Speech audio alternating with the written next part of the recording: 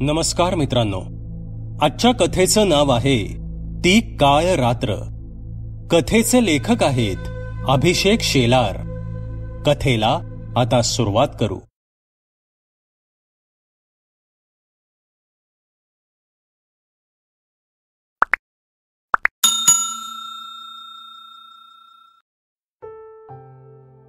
महाराष्ट्रातील एका ग्रामीण भागातून दीपेश नोकरीनिमित्त मुंबईतील त्याच्या काकांकडे आला होता आणि बऱ्याच मेहनतीने काहीच दिवसात त्याला योग्य आणि हवी तशी नोकरी मिळाली देखील.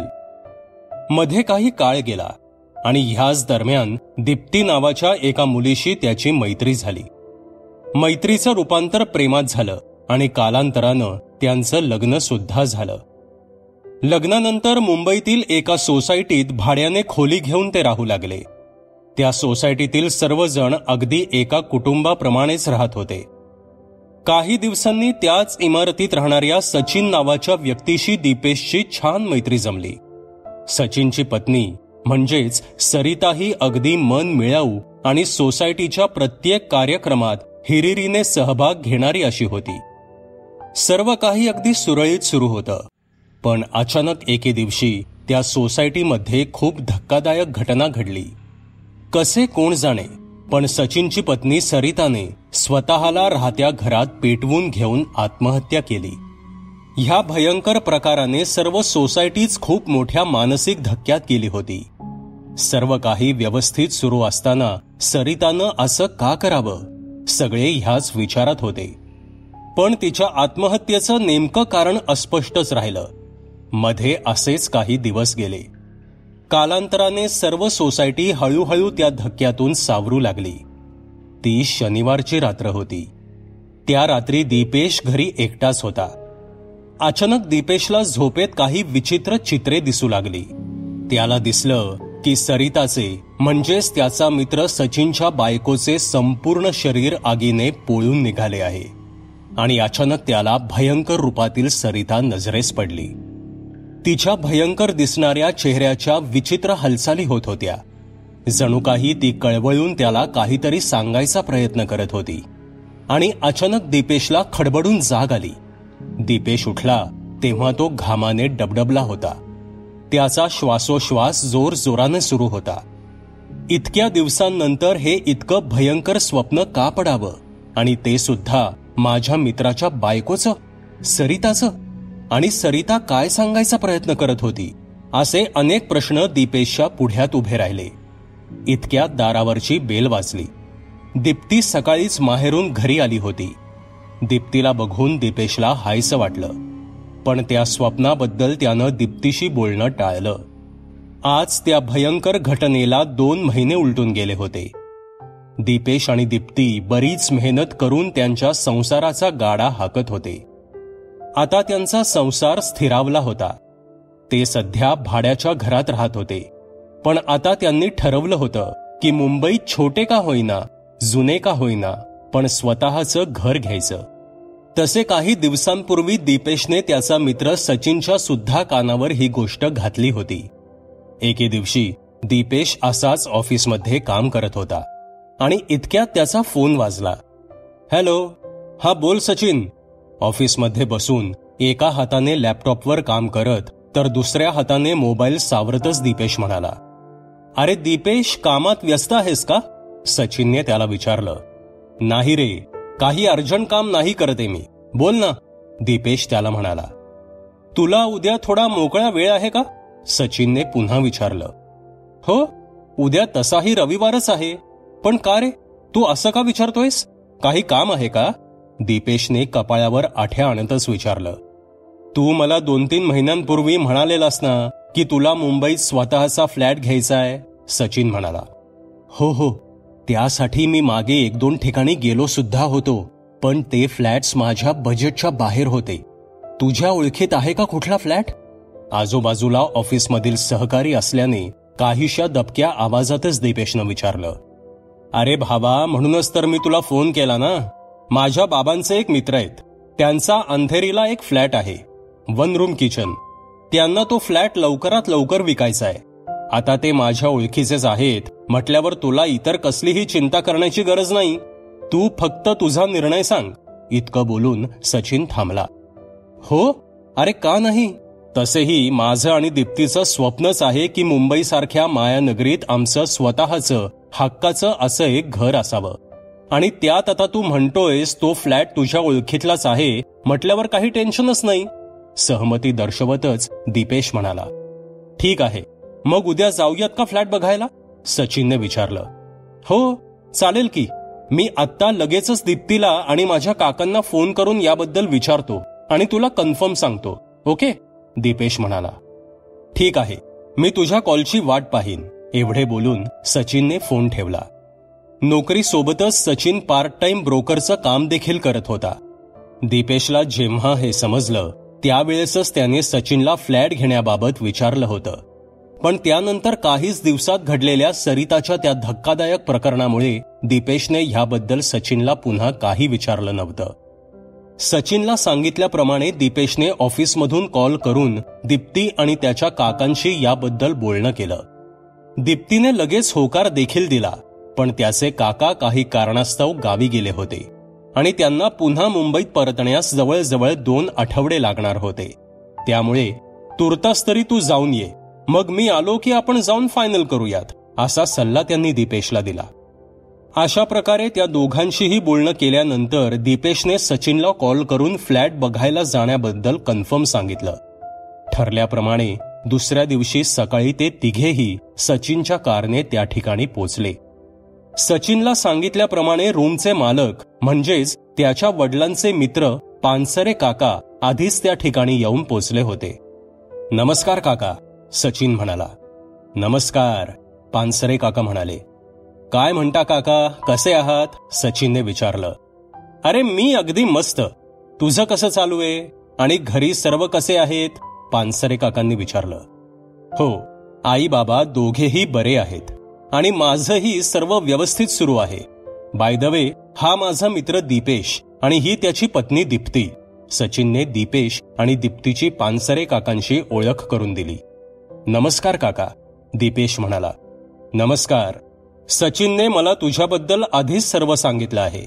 म्हणजे एका लहानशा खेडेगावातून मुंबईत येऊन स्वबळावर इतकं सर्व करायचं म्हटल्यावर काही सोपी गोष्ट नव्हेच. खरंच तुझ्या मेहनतीला दाद द्यावी तितकी थोडीच आहे, पानसरे काका म्हणाले. धन्यवाद काका, पण या सर्वात मला माझ्या काकांची तसेच माझ्या पत्नीची खूप मोलाची साथ लाभली आहे. या स्वप्ननगरीत जेव्हापासून आलोय तेव्हापासून उराशी एकच स्वप्न बाळगून आलो होतो, ते म्हणजे ह्या शहरात माझं स्वतःचं हक्काचं एक घर असावं, दीपेश म्हणाला. ओ ग्रेट, पण तुला माहितीये का, तू तुझ्या त्या स्वप्नातल्या घरापासून फक्त काही पाऊलच दूर उभा आहेस. So are you excited to see your dream house? Pansare काका म्हणाले. येस ऑफकोर्स, दीपेश म्हणाला. चला मग, चांगल्या कामासाठी जास्त उशीर नको, पानसरे काका म्हणाले. हो हो, अगदी बरोबर, दीपेश म्हणाला. अशा प्रकारे पानसरे काका त्या सर्वांना घेऊन मार्गस्थ झाले. तब्बल 5-10 मिनिटांनी ते एका 12 मजली इमारतीसमोर आले. याच इमारतीत 9व्या मजल्यावर माझा फ्लॅट आहे, पानसरे काका त्या इमारतीकडे हात दाखवतच म्हणाले. प्रथम दर्शनी पाहता ती इमारत अगदीच आकर्षक दिसत होती. तिचे उत्कृष्टरित्या केलेले बांधकाम तसेच सुबकपणे केलेले रंगकाम अगदी डोळ्यात भरेल असंच होतं. इमारतीच्या प्रशस्त अशा गेटमधून प्रवेश केल्यानंतर डाव्या बाजूलाच लिफ्ट होती. लिफ्टने 9व्या मजल्यावर आल्यानंतर उजव्या बाजूकडील 2 खोल्या सोडून त्यांचा फ्लॅट होता. पानसरे काकांनी त्यांच्याकडे असलेल्या किल्लीने खोलीचे दार उघडले. तसा भपकन एक कुबट वास त्या सर्वांच्या नाकात शिरला. एखादा प्राणी मरून तो कुजून राहावा अगदी तसाच वास होता तो. खूप दिवस फ्लॅट बंद होता त्यामुळे असा वास येतोय, पानसरे काका दीपेश आणि दीप्तीकडे पाहतच म्हणाले. हो, अगदी बरोबर बोललात तुम्ही काका, सचिन त्यांना दुजोरा देतच म्हणाला. फ्लॅटमध्ये आल्यानंतर दीपेश आणि दीप्ती चहूबाजूंनी खोलीचे निरीक्षण करू लागले. पानसरे काकांनी रिनोव्हेशनचं काम केलं असल्यानं तो फ्लॅट अजूनच आकर्षक वाटत होता. बघ दीपेश, सर्व रिनोव्हेशनचं काम मी आधीच करून घेतलंय, त्यामुळे तुला त्यावर जास्त काही खर्च करण्याची गरज भासणार नाही, पानसरे काका म्हणाले. हो खरंच, अगदी नजरेत भरेल असंच काम केलं आहे तुम्ही हॉलचं, हो ना दीप्ती? दीपेश दीप्तीला म्हणाला. हो अगदीच, म्हणजे नाव ठेवायला जागाच नाहीये कुठे, दीप्तीने दीपेशच्या मताला दुजोरा देतच म्हटलं. अजून तर तुम्ही हा व्ह्यू नाही पाहिलात, खिडकीच्या काचा उघडतच पानसरे काका म्हणाले. खिडकी उघडताच हवेचा एक वेगवान झोत खोलीत शिरला आणि थोड्याच वेळात त्या फणफणत्या वाऱ्यानं अखंड खोलीचा ताबा घेतला. वाह, काय मस्त हवा आली, दीप्ती म्हणाली. आहो वहिनी, तुम्हाला तर पंख्याची सुद्धा गरज लागणार नाही इथे, सचिन तिला म्हणाला. या ना, इथे येऊन व्ह्यू तर पहा समोरचा, पानसरे काका दीप्ती आणि दीपेशला बोलवतच म्हणाले. इमारतीच्या अगदी समोरच असलेलं गार्डन, त्या गार्डनमध्ये खेळत असलेली लहान मुलं, गार्डनला खेटूनच असलेलं महादेवाचं मंदिर, त्याच्या आसपास थोडी लोकवस्ती आणि त्यामागे असलेला हायवे, असं एकूणच खूप सुंदर दृश्य बाल्कनीतून नजरेस पडत होतं. वाह, किती सुंदर व्ह्यू आहे, हो ना दीपेश? समोरील दृश्य पाहून भारावलेल्या दीप्तीनं विचारलं. हो, मी सुद्धा आता तेच म्हणणार होतो, दीपेश म्हणाला. पावसाळ्यात तर याहून सुद्धा मनमोहक दृश्य दिसतं इथून. या, तुम्हाला किचन दाखवतो, किचनच्या दिशेने जातच पानसरे काका म्हणाले. जितक्या उत्कृष्टरित्या हॉलचं काम केलं होतं तितकं सुंदर किचनचंही काम झालं होतं. संपूर्ण किचनला आकर्षक अशा टाईल्स लावल्यानं ते अजूनच उठावदार दिसत होतं. खूपच सुंदर काम करून घेतलंय तुम्ही, खरंच, म्हणजे नाव ठेवायलाही जागा नाही कुठे, संपूर्ण खोलीची पाहणी करून झाल्यानंतर दीपेश म्हणाला. ओ, थँक्यू सो मच. सो, काय मत आहे मग तुम्हा दोघांचं या तुमच्या स्वप्नातील घराबद्दल? तुमच्या बोलण्यातून तर कळतच आहे की तुम्हाला हा फ्लॅट आवडला आहे, पानसरे काका म्हणाले. अहो काका, फ्लॅटबद्दल तर काही प्रश्नच नाही, फ्लॅट तर अप्रतिमच आहे, पण मी मुंबईत आल्यापासून मी माझे प्रत्येक महत्वाचे निर्णय माझ्या काकांचं मत विचारात घेऊनच घेत आलो आहे. त्यामुळे मी त्यांनाही इथे घेऊन येणार होतो, पण काही कारणास्तव त्यांना अचानक गावी जावं लागलं. त्यांना पुन्हा मुंबईत परतण्यास 2 आठवडे लागतील. सो तुमची काही हरकत नसेल तर मी त्यांना घेऊन पुन्हा फ्लॅट दाखवायला घेऊन येईन आणि तेव्हाच आपण पुढील बोलणी करू, दीपेशनं सविस्तररित्या सांगितलं. Okay then, take your time. माझी तशी काही हरकत नाही, पण जितक्या लवकर हे डील होईल तितकं चांगलं, कारण माझाही थोडा फायनान्शियल प्रॉब्लेम आहे, पानसरे काका म्हणाले. हो नक्कीच, मला फक्त तुम्ही 2 आठवड्यांचा वेळ द्या, दीपेश विनंती करतच म्हणाला. अरे माझी काहीच हरकत नाही, शेवटी तुलाही तुझा वेळ द्यायलाच हवा, आणि त्यात तू सचिनचा मित्र आहेस म्हटल्यावर मला तितकी काही काळजी करण्याची गरज नाही, पानसरे काका दीपेशला म्हणाले. काका, मी दीपेशला खूप चांगलं ओळखतो, तो दिलेल्या शब्दाचा अगदी पक्का आहे, पानसरे काकांना विश्वासात घेतच सचिन म्हणाला. हो रे सचिन, तू जेव्हा त्याच्याबद्दल पहिल्यांदा मला सांगितलंस ना, त्याच वेळी मला समजलं की दीपेश एक माणूस म्हणून किती चांगला आहे ते, दीपेशची स्तुती करत पानसरे काका म्हणाले. धन्यवाद काका, आपण जर समोरील व्यक्तीची अडचण समजून घेतली तर ती व्यक्तीही पुढे आपली अडचण समजून घेते असं मला वाटतं, दीपेश चेहऱ्यावर स्मितहास्य आणतच म्हणाला. हो, हे मात्र अगदी खरं बोललास बघ तू दीपेश, दीपेशच्या वक्तव्याला सहमती दर्शवतच पानसरे काका म्हणाले. चला आता आम्ही निघतो, कारण मला घरी गेल्यानंतर पुन्हा एका कार्यक्रमाला जायचंय. माझे काका मुंबईत परतल्यानंतर लगेचच मी तुम्हाला आमच्या येण्याबद्दल कळवेन, तेव्हा आपण सविस्तर पुढची बोलणी करू, ओके ना, दीपेशने विचारलं.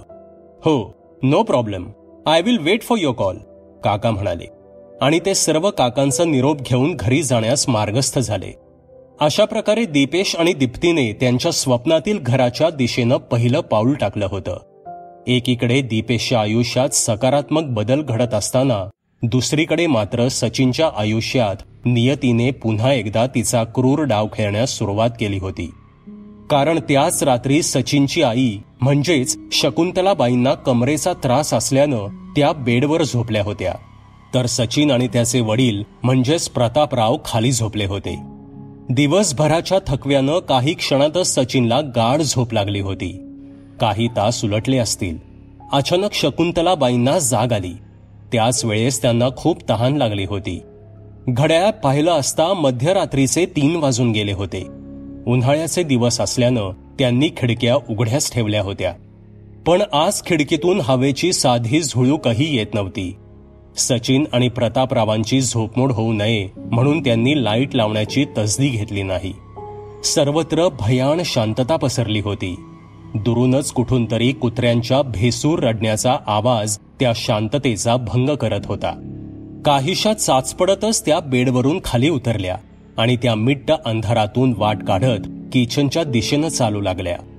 किचनमध्ये असणाऱ्या देव्हाऱ्यातील लाल रंगाच्या बल्बमुळे तिथे किंचितसा प्रकाश होता. किचनमध्ये पाऊल ठेवताच त्यांना हवेत एक विशिष्ट प्रकारचा गारवा जाणवला आणि अत्यंत कुबट असा वास येऊ लागला, अगदी एखाद्या सडलेल्या मांसासारखा. पण त्यांच्या घशाला कोरड पडली असल्यानं त्यांनी ह्या सर्व गोष्टींकडे काहीसा कानाडोळाच केला. ओट्यावर ठेवलेल्या माठातून पाणी घेण्यासाठी माठात त्या ग्लास बुडवणार इतक्यात कोणीतरी रडत असल्याचा आवाज त्यांना त्यांच्या मागच्या बाजूनं येऊ लागला. काहीसे आश्चर्यचकित होऊनच त्यांनी मागे वळून पाहिलं आणि त्यांच्या पायाखालची जमीनच सरकली. स्वतःच्या डोळ्यांवर त्यांचा विश्वासच बसत नव्हता, कारण ती रडणारी व्यक्ती म्हणजे दुसरी तिसरी कोणीही नसून त्यांची सून म्हणजेच सरिता होती. नऊवारी साडी, मोकळे सोडलेले केस, हातात हिरवा चुडा, आपले दोन्ही पाय पोटाशी घट्ट आवळून गुडघ्यांच्या मध्ये डोके खुपसून ती रडत होती. तिच्या त्या भेसूर रडण्यातून असंख्य वेदना जाणवत होत्या. तिला पाहून शकुंतलाबाई आश्चर्यचकित तर झाल्याच, पण आता एक प्रकारची अनामिक भीती त्यांच्या मनात दाटून आली होती. सरिता? काहीशा घाबरलेल्या स्वरातच त्यांनी सरिताला हाक मारली, पण तिचं रडणं काही थांबलं नाही. त्या शांत वातावरणात तिचं ते भेसूर रडणं अधिकच भयावह वाटत होतं. सचिन दमलेला असल्यानं आणि प्रतापरावांनी डायबेटिसची औषधं घेतली असल्यानं त्या दोघांना झोपेतून उठवण्याची शकुंतलाबाईंची अजिबात इच्छा नव्हती. शेवटी न राहून त्या सरिताजवळ गेल्या आणि तिच्यासमोर येऊन बसल्या. सरिताचं रडणं अजूनही थांबलं नव्हतं. सरिता? सरिताच्या डोक्याला स्पर्श करतच शकुंतलाबाईंनी तिला हाक मारली आणि विजेचा तीव्र झटका बसावा तशा त्या मागे फेकल्या गेल्या. ज्या क्षणी त्यांनी सरिताला स्पर्श केला त्याच क्षणी तिने इतका वेळ गुडघ्यांमध्ये खुपसलेली मान वर केली आणि शकुंतलाबाईंच्या काळजात धस्स झालं. त्यांच्या अंगातील त्राणच संपला. जीव इथे जातोय की काय असं त्यांना वाटू लागलं, कारण काळजाचा थरकाप उडवेल असं समोरचं दृश्य होतं. संपूर्ण जळालेला चेहरा, अर्धवट जळालेले केस, चेहऱ्यावर तसे संपूर्ण शरीरावर ठिकठिकाणी जखमा झालेल्या, काही ठिकाणी तर मांस अक्षरशः फाटून खाली लटकत होतं. डोळे नव्हतेच, त्या जागी होत्या त्या फक्त रिकाम्या खोबण्या. देव्हाऱ्यातील त्या लाल रंगाच्या बल्बच्या प्रकाशात सरिताचं ते रूप अधिकच भयानक दिसत होतं. तिचं ते विभत्स रूप पाहून शकुंतलाबाई पुरत्या हादरल्या होत्या. त्यांनी सचिन तसेच प्रतापरावांना हाक मारण्याचा अतोनात प्रयत्न केला, पण ना त्यांच्या तोंडून आवाज फुटत होता, ना त्यांना बसल्या जागेवरून उठता येत होतं. घामाने त्यांचे संपूर्ण शरीर ओले चिंब झाले होते. त्यांचे मरण त्यांना त्यांच्या डोळ्यांसमोर स्पष्टपणे दिसत होते. मघापासून ऐकू येत असलेल्या सरिताच्या रडण्याचे आता एका विचित्र हास्यात रूपांतर झालं होतं. काही वेळानं तिच्या संपूर्ण शरीरातून धूर येऊ लागला. बघता बघता तिचं शरीर आगीच्या प्रचंड ज्वाळांमध्ये सामावू लागलं. तिच्या एकेका अवयवाची जळून राख होऊ लागली आणि अचानक तिचे संपूर्ण जळालेलं मुंडकं धडावेगळं होऊन शकुंतलाबाईंच्या समोर येऊन पडलं आणि संपूर्ण घरात एकच किंकाळी ऐकू आली. अगं आई, काय झालं? कोणतं स्वप्न पाहिलंस का? झोपेतच सचिनचा आवाज त्यांना ऐकू येत होता. डोळे उघडून पाहिला असता सचिन त्यांच्या शेजारी बसून त्यांना झोपेतून जागं करत होता.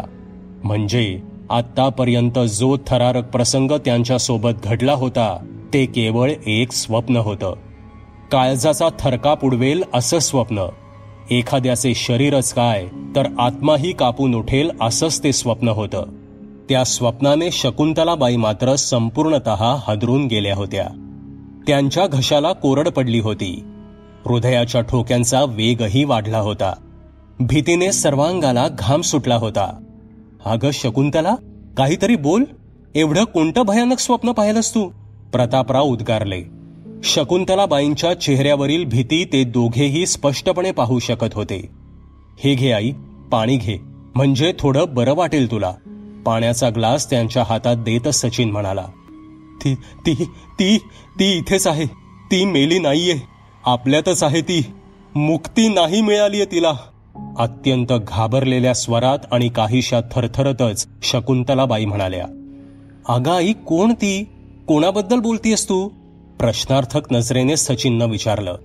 सरिता. शकुंतलाबाईंचं हे उत्तर ऐकून सचिनच्या काळजात धस्स झालं. अगं, ते फक्त एक वाईट स्वप्न होतं, आणि वाईट स्वप्न तर सर्वांनाच पडतात. त्याचा इतका विचार करण्याची काहीही आवश्यकता नाहीये. आणि सरिता जिवंत कशी असेल, ती तर गेलीये, हे तुलाही माहीत आहे. शकुंतलाबाईंची समजूत काढतच सचिन म्हणाला. पण त्या आता काहीही ऐकण्याच्या किंवा समजून घेण्याच्या मनस्थितीत नव्हत्या. बेडवरून लगबगीनं उठून त्या किचनच्या दिशेनं जाऊ लागल्या. अगं आई, कुठे जातीयेस? काळजीपूर्वक स्वरातच सचिननं विचारलं. सचिन आणि प्रतापरावही त्यांच्या मागून किचनमध्ये गेले. हे बघा, इथेच बसली होती ती. खूप विक्षिप्तपणे हसत होती माझ्याकडे पाहून. मला खूप भीती वाटतीये. आपण हे घर सोडून जाऊयात. तिचा आत्मा मुक्त झालेला नाही, असे म्हणून शकुंतलाबाई रडू लागल्या. अगं आई, असं काहीही नसतं. हे सर्व आपल्या मनाचे खेळ आहेत, बाकी काही नाही. तू चल, झोप जरा आता. वाटल्यास मी तुझ्या बाजूला बसून राहतो थोडा वेळ, म्हणजे तुला भीती नाही वाटणार. शकुंतलाबाईंना बेडपाशी घेऊन जातच सचिन म्हणाला. आपल्या पत्नीची झालेली ती अवस्था पाहून प्रतापरावांच्या डोळ्यातही काळजीवजा भीतीने दाटून आली होती. संपूर्ण रात्र सचिन त्याच्या आईच्या शेजारी बसून राहिला, पण शकुंतलाबाईंना काही झोप आलीच नाही. रात्रभर त्या तळमळत होत्या, स्वतःशीच काहीतरी पुटपुटत होत्या. दुसऱ्या दिवशी सकाळी त्यांना खूप ताप भरला.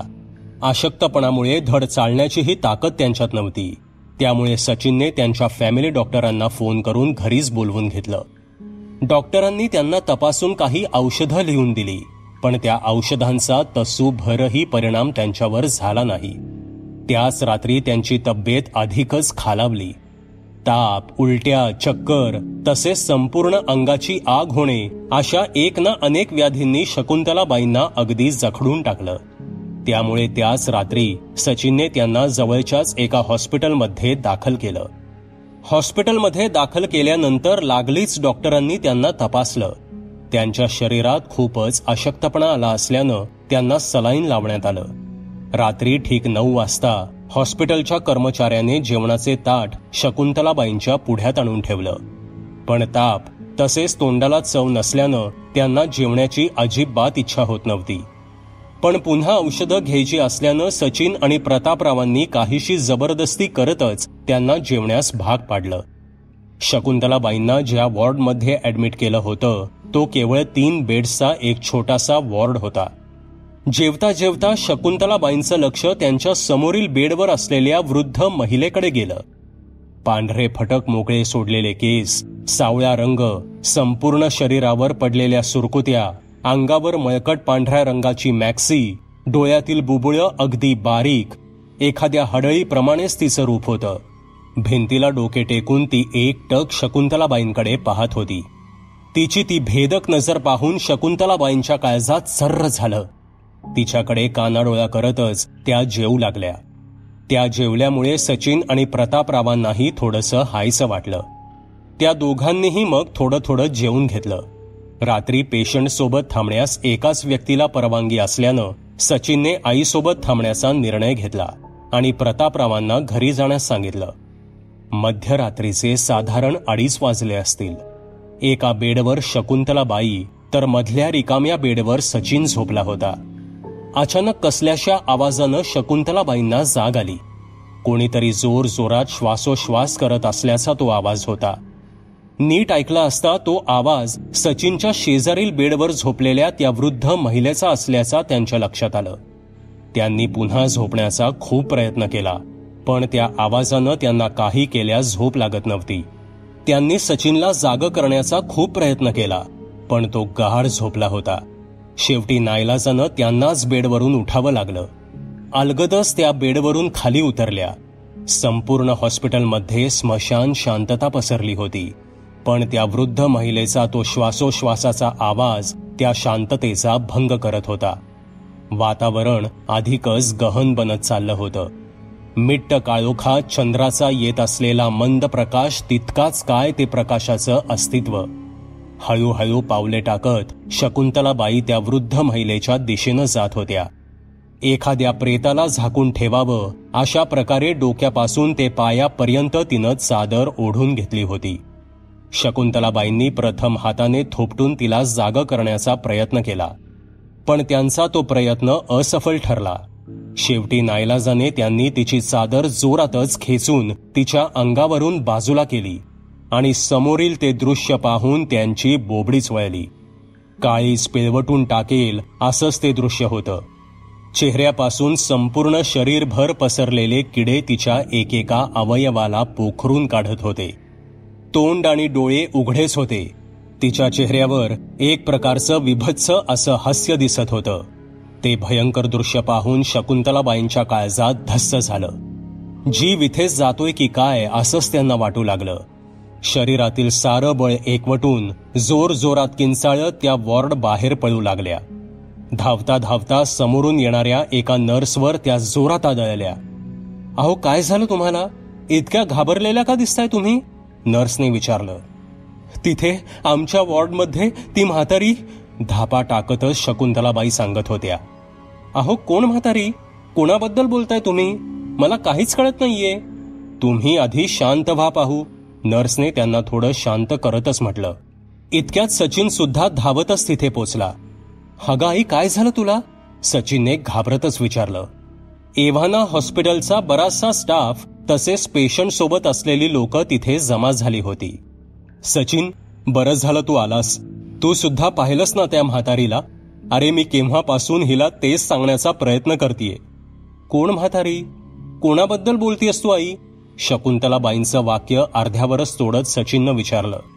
अरे, असं काय बोलतोयस तू सचिन? तू झोपलेलास त्याच्या शेजारच्या बेडवरच नव्हती का ती म्हातारी? मी जेवत होते तेव्हा सुद्धा खूप विभत्सपणे पाहत होती माझ्याकडे, शकुंतलाबाई म्हणाल्या. अगं आई, हे कसं शक्य आहे? कारण तुला इथे ऍडमिट केल्यापासून त्या बेडवर कोणीच नव्हतं. सचिनचे हे उद्गार ऐकून शकुंतलाबाईंच्या पायाखालची जमीनच सरकली. लगबगीनं त्यांनी वॉर्डच्या दिशेनं धाव घेतली आणि समोरील दृश्य पाहून भीतीची एक लहर त्यांच्या नसानसात भिनली. कारण इतका वेळ ज्या म्हातारीला त्यांनी पाहिलं होतं, जिच्याबद्दल त्या इतका वेळ सर्वांना सांगू पाहत होत्या, प्रत्यक्षात मात्र तिथे कोणीही नव्हतं. विस्फारलेल्या डोळ्यांनी शकुंतलाबाई त्या रिकाम्या बेडकडे पाहत होत्या. काय गोंधळ चालला इथे? झोपमोड झाल्याने काहीशा भडकलेल्या स्वरातच डॉक्टर म्हणाले. हॉस्पिटलमधील एका कर्मचाऱ्यानेच त्यांना बोलवून आणलं होतं. ओ मिस्टर, हा सर्व काय प्रकार चालवलाय तुम्ही? सांभाळा तुमच्या आईंना जरा. त्या काय बरळतायत त्यांचं त्यांना तरी कळतंय का? डॉक्टर आता जरा चिडूनच बोलत होते. काही नाही डॉक्टर, ते त्या दिवशी तिला एक वाईट स्वप्न पडलं तेव्हापासून. हे पहा, आम्हाला त्याच्याशी काही घेणं देणं नाही, पण त्यांच्या या वागण्याचा हॉस्पिटलमधील इतर पेशंट्सना सुद्धा त्रास झाला आणि त्यात काही पेशंट्स तर खूप गंभीर आजारांनी त्रस्त आहेत. तुमच्या आईच्या या अशा वागण्यामुळे त्यांचं जर काही कमी जास्त झालं तर त्याला जबाबदार कोण? ते काही नाही. आम्ही उद्या सकाळीच यांना डिस्चार्ज देतो. तुम्ही त्यांना दुसऱ्या हॉस्पिटलमध्ये दाखल करा, स्पष्टपणेच डॉक्टर सचिनला म्हणाले. प्लीज डॉक्टर, असं नका म्हणू. इथे ऍडमिट केल्यापासून माझ्या आईच्या तब्येतीत थोडी सुधारणा दिसत आहे. आज तिनं नीट जेवण सुद्धा केलं, नाहीतर काल तर अन्नाचा एक कण सुद्धा तिच्या पोटात राहत नव्हता, सचिन डॉक्टरांना विनंती करतच म्हणाला. अहो, त्यांची तब्येत सुधारत असली तरी त्यांच्यामुळे इतरांच्या तब्येतीवर परिणाम होणार असेल तर काय फायदा? बाकी मला काही माहीत नाही, पण आम्ही त्यांना इथे नाही ठेवू शकत. I am sorry.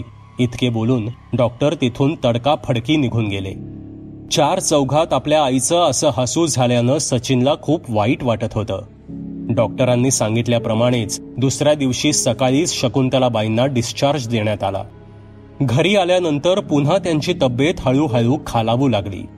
त्यांची ती अवस्था पाहून सचिन आणि प्रतापरावांचं मन अगदी तीळ तीळ तुटत होतं. आईला पुन्हा दुसऱ्या हॉस्पिटलमध्ये दाखल करावं का? पण तिथेही असंच वागली तर, तिथेही असाच गोंधळ घातला तर, सचिन स्वतःशीच विचार करत होता. तो दिवस असाच निघून गेला. दुसऱ्या दिवशी सकाळी त्यांच्याच इमारतीत राहणाऱ्या रानू आजी शकुंतलाबाईंच्या तब्येतीची विचारपूस करण्यासाठी घरी आल्या होत्या. त्यांची ती अवस्था पाहून रानू आजींनाही खूप वाईट वाटलं. पॅसेजमध्ये उभे राहून सचिन त्याच्याच विचारांमध्ये मग्न होता. सचिन, शकुंतलेची हालत बघवत नाहीये रे. सचिनच्या खांद्यावर हात ठेवतच रानू आजी म्हणाल्या. आजी, तुम्हीच सांगा आता मी काय करू. मला काहीच समजत नाहीये. काहीसा भावूक होतच सचिन म्हणाला. हे बघ सचिन, कदाचित तू माझ्या बोलण्यावर विश्वास ठेवणार नाहीस, पण काही वेळेस गोष्टी दिसतात तितक्या त्या सरळ नसतात. सचिनची समजूत काढतच रानूआजी म्हणाल्या. म्हणजे? मला समजलं नाही. सचिनने प्रश्नार्थक नजरेनंच विचारलं.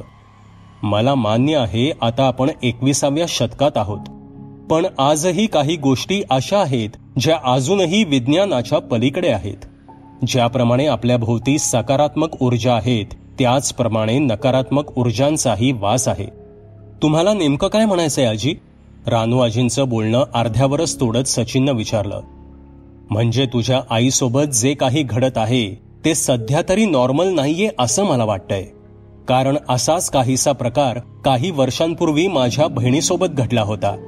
त्यावेळी आम्ही सुद्धा बरेच डॉक्टर केले, पण तिच्या तब्येतीत काहीच फरक पडला नाही, रानू आजी सांगत होत्या.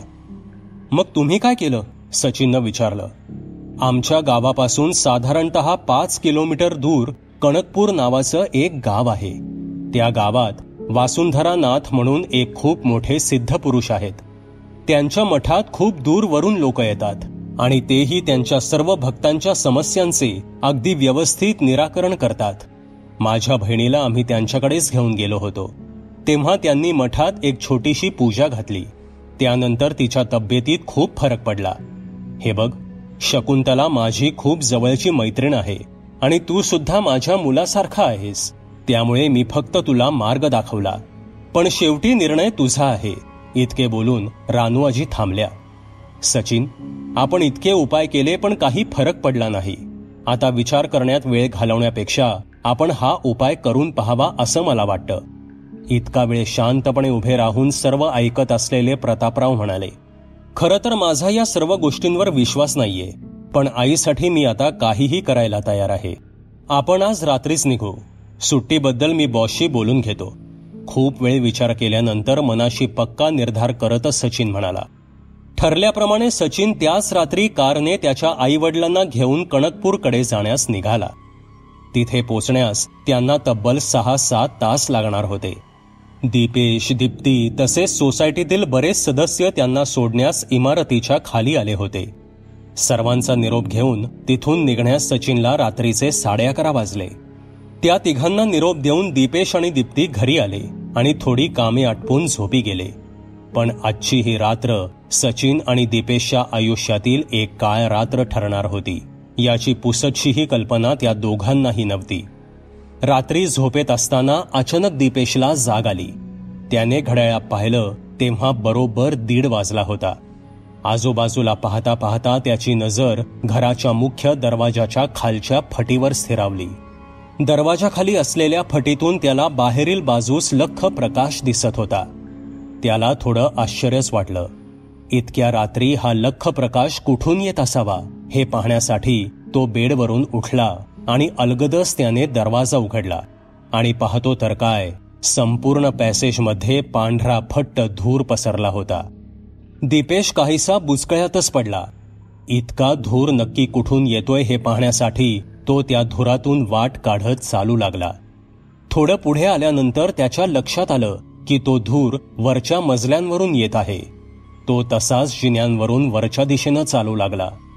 धुराचा माग काढत काही वेळाने तो 4थ्या मजल्यावर येऊन पोचला. तो धूर सचिनच्या घरातून येत असल्याचं त्याच्या लक्षात आलं. तसा धावतच तो त्या खोलीपाशी आला. खोलीचे दार किंचितसे उघडे होते आणि दारामागून एक प्रखर असा उजेड येत होता. दीपेशला काहीच कळत नव्हतं. त्याने अलगदच दार पुढे ढकललं आणि तो आत शिरला. आणि काय आश्चर्य, त्या प्रखर उजेडाच्या पलीकडे एक वेगळंच वातावरण होतं. खोलीत ना धूर होता ना कोणताही लख्ख प्रकाश. इतकंच काय तर तिथलं काळ वेळ सर्व काही बदललं होतं. रात्रीचे दिवसात रूपांतर झाले होते. घड्याळातील वेळ देखील केव्हाच बदलली होती. सकाळचे 11:30 वाजले होते. आपल्यासोबत काय घडतंय याबद्दल दीपेशला काहीच समजत नव्हतं. आसपास पाहता पाहता त्याची नजर समोरील टेबलावर असलेल्या वृत्तपत्रावर स्थिरावली. त्या वृत्तपत्रातील तारीख पाहून त्याला धक्काच बसला. कारण ती तारीख होती 15 फेब्रुवारी 2020. म्हणजेच तोच दिवस ज्या दिवशी सरिताने स्वतःला पेटवून घेऊन आत्महत्या केली होती. म्हणजे एक प्रकारे टाइम ट्रॅव्हल करून दीपेश 2 महिने मागच्या काळात आला होता. पण हे कसं शक्य आहे आणि माझा इथे येण्याचा हेतू काय, असे एक ना अनेक प्रश्न त्याच्या डोक्यात घुमू लागले. पण आता सर्व काही त्याच्या समजण्या पलीकडचंच होतं. त्याचे हे सर्व विचारचक्र सुरू असतानाच अचानक सोफ्यावरील मोबाईल वाजू लागला. दीपेशने काहीसे डोकावूनच पाहिलं. स्क्रीनवर नाव होतं पानसरे काका. होय, तेच पानसरे काका ज्यांच्यासोबत त्याने काही दिवसांपूर्वीच त्यांच्या फ्लॅटबद्दल बोलणी केली होती. दीपेश त्याच्याच विचारात मग्न असताना किचनमधून एक व्यक्ती कॉल घेण्यासाठी धावतच बाहेर आली. आणि ती व्यक्ती म्हणजे दुसरी तिसरी कोणीही नसून त्याचाच जिवलग मित्र म्हणजेच सचिन होता. हा बोला काका, लगबगीनं फोन उचलतच सचिन म्हणाला. सचिनने मला पाहिलं की नाही, की त्याने पाहूनही न पाहिल्यासारखं केलं? नाही, पण असं का करेल तो, की मी त्याला दिसलोच नाही? अशा एक ना अनेक प्रश्नांनी दीपेशचे डोके भांडावून सोडले. अहो काका, तुमचं काम झालंच म्हणून समजा. हो हो, त्याबद्दल त्याला काहीही कळणार नाही याची जबाबदारी माझी. Okay, bye. इतके बोलून सचिनने फोन ठेवला. काय रे सचिन, मला पाहूनही न पाहिल्यासारखं केलंस? दीपेशने सचिनच्या थोडं जवळ जाऊनच विचारलं. पण सचिनने काहीच प्रतिसाद दिला नाही. हा असे मुद्दाम तर करत नाहीये ना, असा विचार करून दीपेश सचिनच्या खांद्यावर हात ठेवायला गेला आणि काय आश्चर्य, त्याचा हात सचिनच्या शरीरातून आरपार जाऊन पुन्हा खाली आला. घडलेला प्रकार पाहून दीपेश जागच्या जागी स्तब्ध उभा राहिला. त्याचं डोकं सुन्न झालं. नेमकं काय घडतंय त्याचं त्यालाही कळत नव्हतं. पण आता एक गोष्ट मात्र पक्की होती, ती म्हणजे ना त्याला कोणी पाहू शकत होतं, ना ऐकू शकत होतं, आणि ना तो कोणाला स्पर्श करू शकत होता. कारण काळाच्या ओघात प्रवास करून 2 महिने मागच्या काळात आलेला दीपेश शरीराने तिथे आलाच नव्हता. आलेला तो फक्त त्याचा आत्मा. आई, बाबा, लवकर बाहेर या, मला तुम्हा दोघांना एक मस्त बातमी सांगायची आहे. हॉलमधून आवाज देतच सचिनने त्याच्या आई वडिलांना बोलावलं. काय रे सचिन, काय झालं?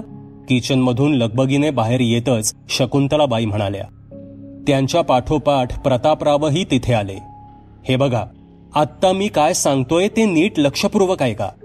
आत्ताच मला पानसरे काकांचा फोन आला होता. ते सांगत होते की अंधेरीला त्यांचा एक फ्लॅट आहे आणि ते त्या फ्लॅटसाठी ग्राहक शोधत आहेत. सचिन त्यांना सांगत होता. हो मग, बघ ना कोणी तुझ्या ओळखीत असेल तर. हे काम तर तुला चांगलंच जमतं, प्रतापराव त्याला म्हणाले. अहो बाबा, खरी आनंदाची बातमी तर पुढे आहे. ते मला असेही म्हणाले की तू मला ग्राहक शोधून दिलास तर 5% कमिशन तर देईनच, पण रूमच्या विक्री किमतीमधून 30% सुद्धा तुला मिळतील. चेहऱ्यावर हास्य आणतच सचिन सांगत होता. 30%? ते कसले अजून? शकुंतलाबाईंनी चेहऱ्यावर प्रश्नार्थक भाव आणतच विचारलं. भिंतीच्या एका कोपऱ्यात उभे राहून दीपेश त्या तिघांमधील संभाषण अगदी लक्षपूर्वकरित्या ऐकत होता. काकांच्या म्हणण्याप्रमाणे त्यांच्या त्या अंधेरीतील फ्लॅटमध्ये काही वर्षांपूर्वी एका विधवा बाईने गळफास घेऊन स्वतःची जीवनयात्रा संपवली होती. त्यानंतर त्या खोलीत जितके भाडेकरू आले त्यांना ती त्रास द्यायची आणि त्यामुळेच त्या घरात कोणीही भाडेकरू टिकत नसे. त्यामुळे नाईलाजानेच आता पानसरे काकांनी तो फ्लॅट विकायला काढला आहे. शकुंतलाबाईंना समजावतच सचिन म्हणाला. मग शोध लवकर, तुझ्या ओळखीत कोणी असेल तर. चांगली संधी चालून आली आहे पैसे कमवण्याची, शकुंतलाबाई त्याला म्हणाल्या. हो आई, संधी आली आहे आणि ती मी गमावली देखील नाहीये.